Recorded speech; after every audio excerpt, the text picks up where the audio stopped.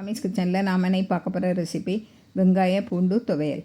இந்த துவையலை சுடு சாதத்தில் போட்டு பிசைஞ்சு சாப்பிட்டா ரொம்ப அருமையாக இருக்கும். இதை கொஞ்சம் இலக்கமாக செய்து சட்னியாட்டும் உபயோகப்படுத்தலாம். ரொம்ப டேஸ்ட்டாக இருக்கும். அடுப்பில் கடாயை வச்சு காஞ்சதும் 1 டேபிள் ஸ்பூன் எண்ணெய் விடுங்க. நான் தேங்காய் எண்ணெய் விட்டுருக்கேன். தேங்காய் எண்ணெய் விட்டுட்டு ஒரு 10 பல் பூண்டு போட்டுருங்க.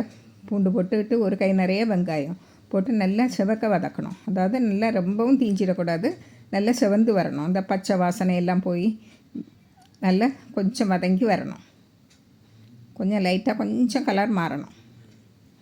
நல்லா வதக்கி விடுங்க. மீடியமான தீயில் வச்சு வதக்கி விடணும்.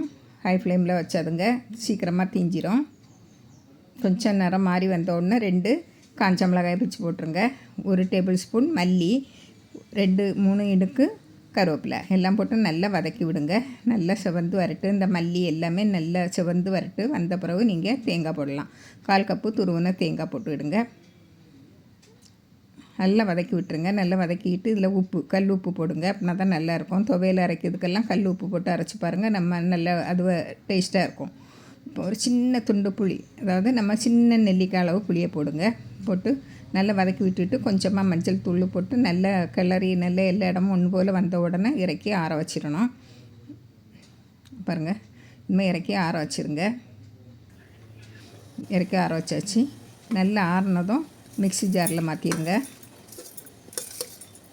மிக்ஸி ஜாரில் மாற்றி தண்ணி விடாமல் அரைச்சணும். தண்ணி விடாமல் அரைச்சி எடுக்கணும். அப்படின்னா தான் நல்லாயிருக்கும். நம்ம இப்போ நான் காஞ்ச மிளகாய் போட்டிருக்கேன். அதுக்கு பதிலாக நீங்கள் மிளகாய் தூளும் எடுத்துக்கலாம். அப்படின்னா இதை விட நல்ல கலராக இருக்கும். நான் 2 காஞ்ச மிளகாய் தான் எடுத்துருக்கேன். இது கரெக்டான மீடியமான காரத்தில் இருக்கும். சுவையான பூண்டு வெங்காய துவையல் ரெடி ஆயிடுச்சு. இது சுடு சாதத்து கூட போட்டு பிசைஞ்சு சாப்பிட ரொம்ப அருமையாக இருக்கும். இதை கொஞ்சமாக தண்ணி விட்டு கலந்துவிட்டு சட்னியாட்டும் சாப்பிடலாம். இட்லி தோசைக்கு ரொம்ப அருமையாக இருக்கும். இதே மாதிரி நீங்களும் செய்து பாருங்கள். பிடிச்சிருந்தால் லைக் பண்ணுங்கள், ஷேர் பண்ணுங்கள், கமெண்ட்ஸ் பண்ணுங்கள். மறக்காமல் சப்ஸ்கிரைப் பண்ணுங்கள். தேங்க்யூ.